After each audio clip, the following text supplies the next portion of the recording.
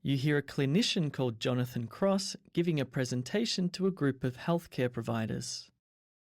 You now have 90 seconds to read the questions.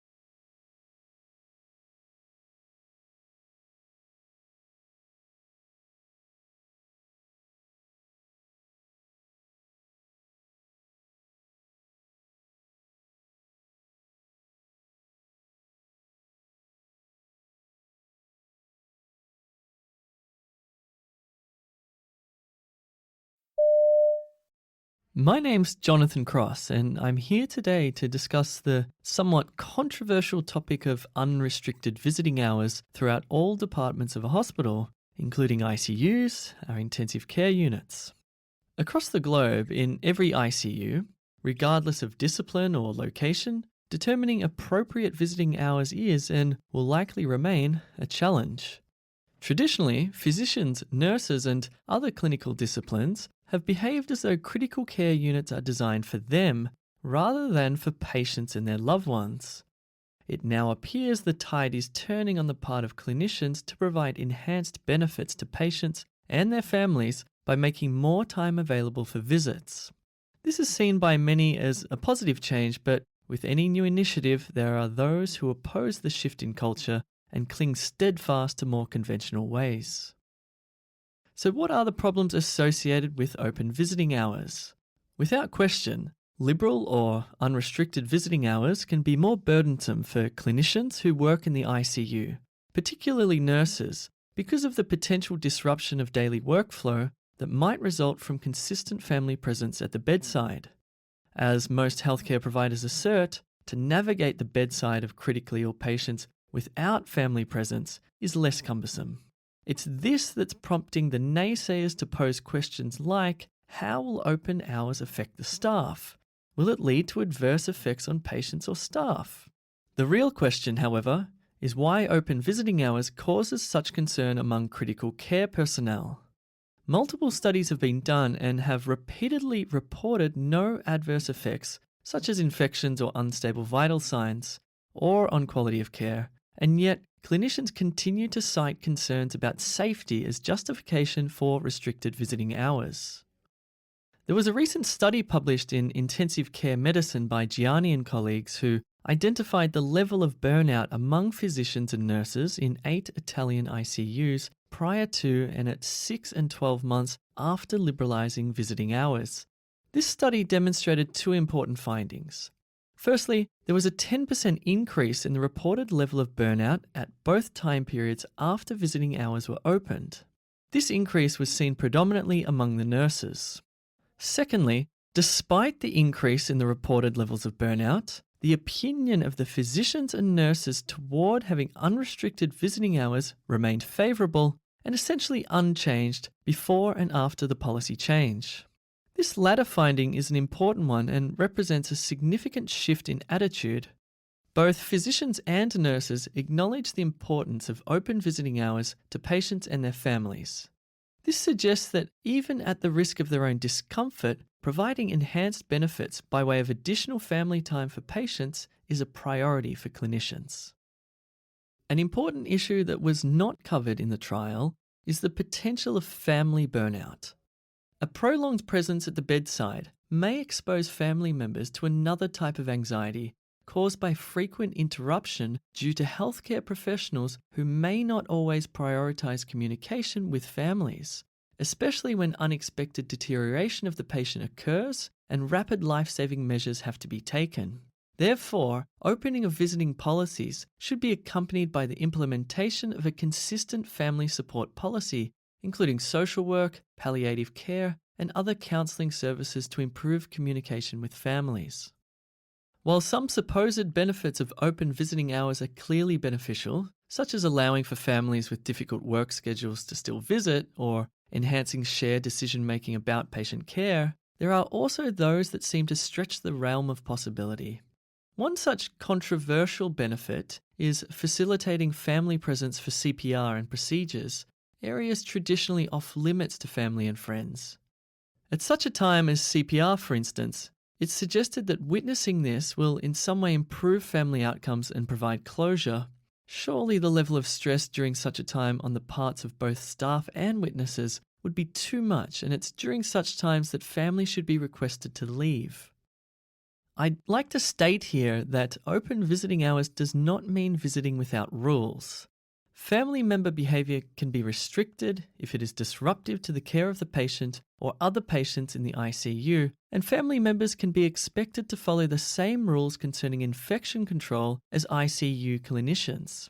These are the facts. Administration as well as families must be educated to understand the demand that open visiting hours presents. Clinicians must also continue to be supported.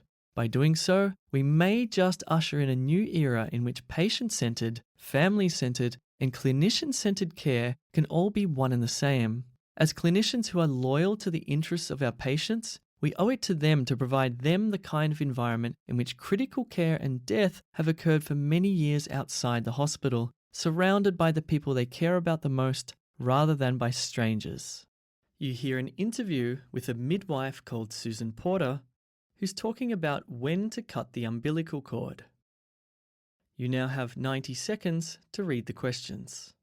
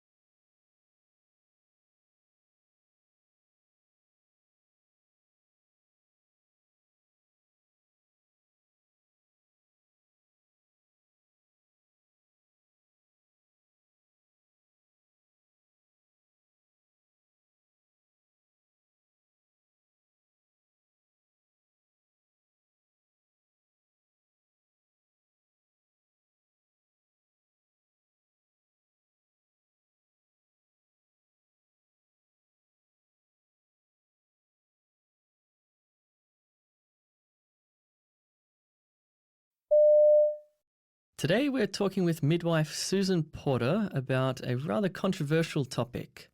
Susan, why is the question of when to cut the umbilical cord of a newborn still so significant? And can you give us a brief history of the subject?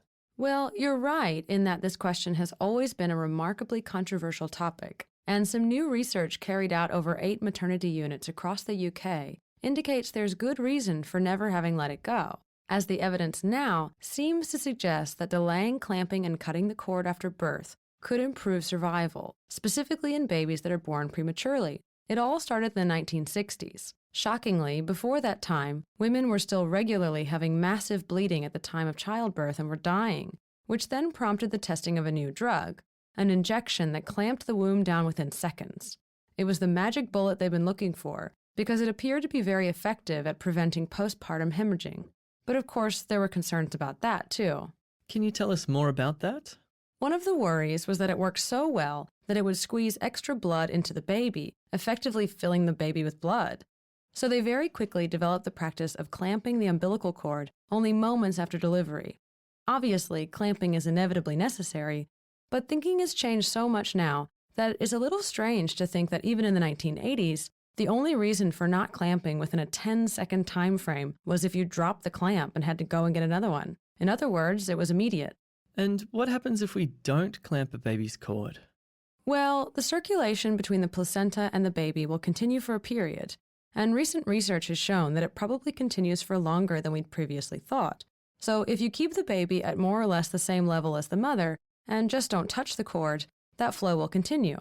That's how the baby breathes before it's born, so you need a bit of a transition for the baby to start breathing through its own lungs. Particularly if the baby's had a vaginal birth, as it's been squeezed in all sorts of ways, and maybe just leaving the baby alone for a few minutes allows it to stabilize its own heart system and also establish its own respiration.